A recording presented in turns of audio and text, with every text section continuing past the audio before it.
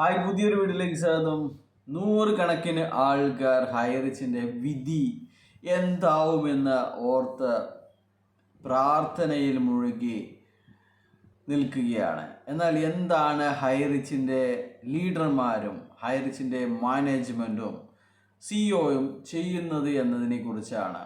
നിങ്ങൾക്കറിയാം, കഴിഞ്ഞ 18-ാം തീയതി ഇതിൻ്റെ വാദം അവസാനിച്ചപ്പോൾ തന്നെ കമ്പനിക്ക് ഉറപ്പായിരുന്നു കമ്പനിക്ക് യാതൊരുവിധ അനുകൂല വിധിയും ഉണ്ടാവാൻ സാധ്യതയില്ല എന്ന്. അതുകൊണ്ട് തന്നെയാണ് കഴിഞ്ഞ ദിവസം കമ്പനിയുടെ സിഇഒ ആയ ശ്രീനാഥ് പ്രതാപൻ പറഞ്ഞത്, വിധി എന്ത് തന്നെയായാലും എല്ലാ പേപ്പറുകളും റെഡിയാണ് എന്ന്. ഇതിൻ്റെ അർത്ഥം എന്താണ്? എല്ലാ പേപ്പറുകളും റെഡിയാണ് എന്ന് വച്ചാൽ വിധി വന്ന് അടുത്ത നിമിഷം തന്നെ അപ്പീലിന് പോകും എന്നുള്ളതാണ്. എന്നോട് സംസാരിച്ച സമയത്തും ശ്രീമതി ശ്രീനാഥ് പ്രതാപൻ പറഞ്ഞിരുന്നത് ഞങ്ങൾ എന്ത് തന്നെയായാലും അപ്പീലിന് പോവും എന്നുള്ളതാണ്.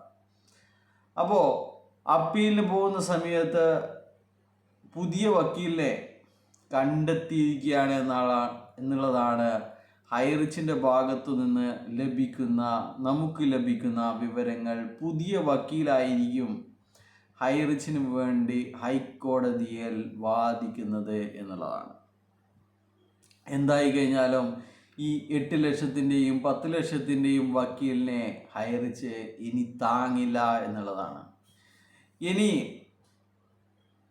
ചെയ്യാൻ പോകുന്നത് പേരിന് ഒരു വക്കീലിനെ വച്ച് ഈ കേസ് 1-2 മാസങ്ങൾ തള്ളി നീക്കുക എന്നുള്ളത് മാത്രമാണ്. അതിനിടയിൽ കേസിൻ്റെ എല്ലാ മറ്റ് കുറ്റപത്രങ്ങൾ കൂടി സമർപ്പിക്കും എന്നുള്ളത് അറിയാം.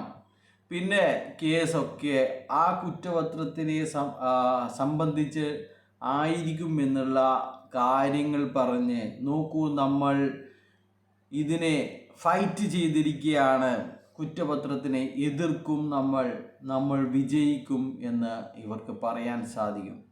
അപ്പോൾ ആ കുറ്റപത്രം സമർപ്പിക്കുന്ന അത്രയും കാലം ഇവർക്ക് കേസുമായി മുന്നോട്ട് കൊണ്ടുപോകണം എന്നുള്ള ഒറ്റ കാര്യം മാത്രമേ ഉള്ളൂ. അതിനു വേണ്ടി ഇവർക്ക് പേരിന് ഒരു വക്കീലിനെ വെച്ച് ഇവർ ഹൈക്കോടതിയിൽ അപ്പീൽ സമർപ്പിക്കും. അതിനുശേഷം ഇവരുടെ സ്ഥിരം പരിപാടിയായ ഇവർ തന്നെ കേസ് എടുക്കുന്ന സമയത്ത് മുന്നോട്ട് നീട്ടി വയ്ക്കും എന്നുള്ളതാണ്. അങ്ങനെ അവസാനം ക്രൈംബ്രാഞ്ചിൻ്റെ കുറ്റപത്രം സമർപ്പിക്കപ്പെടും.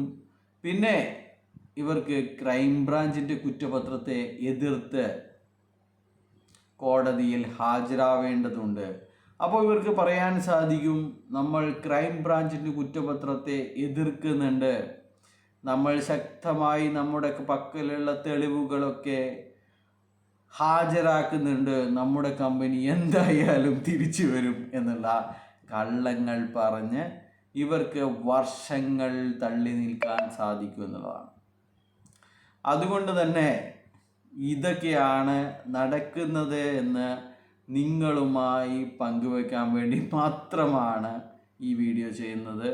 നിങ്ങൾ നോക്കിക്കോളൂ, ഇനി മണിക്കൂറുകൾ കൊണ്ട് ഒരു പക്ഷേ വിധി വരും.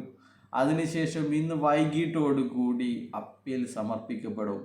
അതിന് മുന്നോടിയായി ശ്രീനാഥ് പ്രതാപൻ തന്നെ പറയും, എല്ലാവരും ധൈര്യമായിട്ടിരിക്കുക, നമ്മൾ അപ്പീലുമായി മുന്നോട്ട് തന്നെയാണ്, ഞങ്ങൾ നിങ്ങളുടെ പണം തിരികെ തരാൻ വേണ്ടിയാണ് ഇത്തരം നാടകങ്ങൾ കളിക്കുന്നത് എന്ന്. വിശ്വസിക്കുന്നവർ വഞ്ചിക്കപ്പെടുമെന്ന് ഒരിക്കൽ കൂടി പറയുന്നു. ബൈ.